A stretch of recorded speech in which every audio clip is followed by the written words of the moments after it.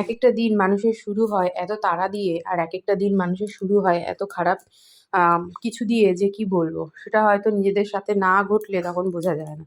আজকে সকালটা কার মুখ দেখে উঠেছি আমি জানি না। সকাল থেকেই আজকে শুরু হয়েছে যত অশান্তি।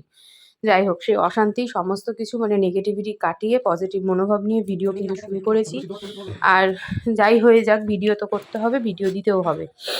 এদিকে দেখো, শরীর আজকে ভীষণই খারাপ। চোখ মুখ দেখে কতটা বুঝতে পারছো জানি না, কিন্তু ভিডিওটা যদি পুরো দেখতে থাকো তাহলেই বুঝবে যে মনে কি অশান্তি নিয়ে আজকে আমি ভিডিওটাকে শুরু করেছি, এবং শেষ পর্যন্ত চেষ্টা করেছি যতটা পেরেছি ভিডিওটাকে করার।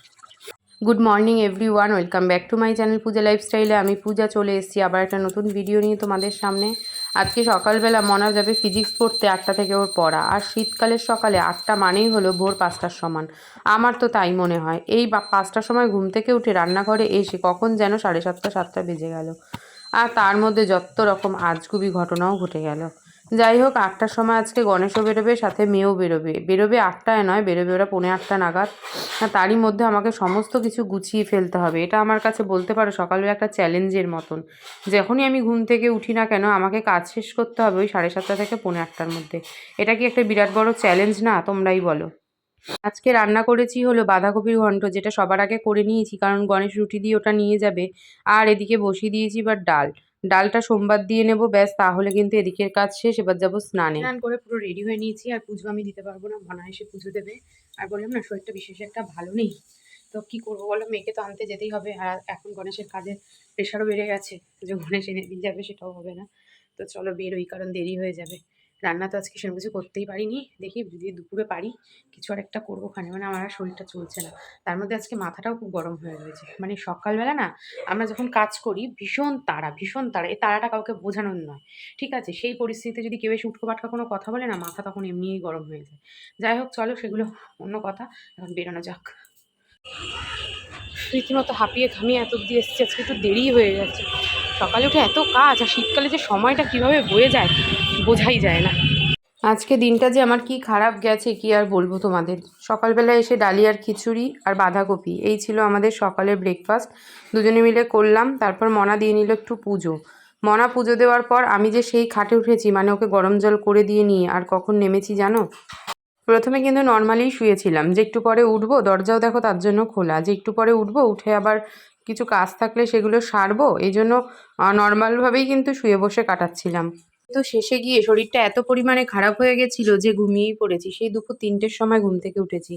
উঠে তারপরে মনাকে ভাত দিলাম, খাবার তরকারি গরম করে। মনাও ঘুমিয়ে পড়েছিল। আর আমি এখন আর ভাত খেলাম না, একটা রুটি খেলাম, আর তার সাথে খেলাম হলো একটু কমলা লেবু। ব্যাস খেয়ে এবার যে কাজগুলো বাকি ছিল সেগুলো তো করতেই হবে।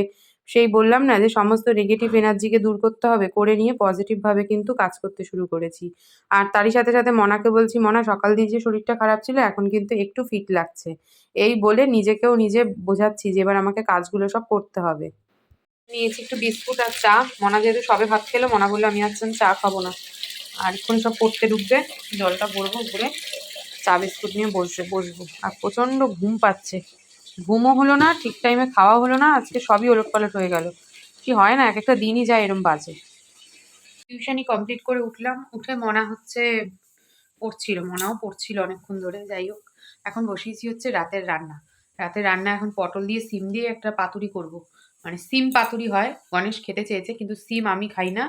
আর মনা তো সর্ষে বাটা খাই না, ওর কথা বাদ দাও। তো আমি আমার জন্য কটা পটল দিচ্ছি, আর মনার জন্য দুটো পটল ভাজবো। এই হচ্ছে আমাদের ডিনার। আর এখন হচ্ছে গণেশ আসেনি। আর আমার কি ঘুম পাচ্ছে, আজকেও তো সারা দুপুর ঘুমাতে পারিনি। আমার মনে হচ্ছে এখন ভীষণ ঘুম পাচ্ছে, কিন্তু রান্না শেষ না করে তো আর ঘুমানো যাবে না।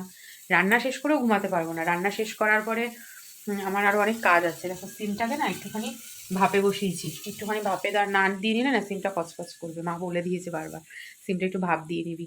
আর গণেশ আসবে, ওকে খেতে টেতে দেবো, তারপর তো ঘুমাবো বললেই তো আর ঘুমিয়ে পড়া যাবে না, তাই না? আজকে সেই সকাল থেকে শুরু করে রাত অবধি কোনো রকম শরীর ঠিকঠাক জুত পাইনি। যেটুকু জুত পেয়েছি সেটুকু শুধু ভিডিও এডিট, ভিডিও করা, মেয়েকে আনা নেওয়া, ব্যাস এগুলোই করে গেছি। যাই হোক, চলো আজকের মতন এখানেই বিদায় নিলাম। দেখা হবে একটা নতুন ভিডিওতে। টাটা।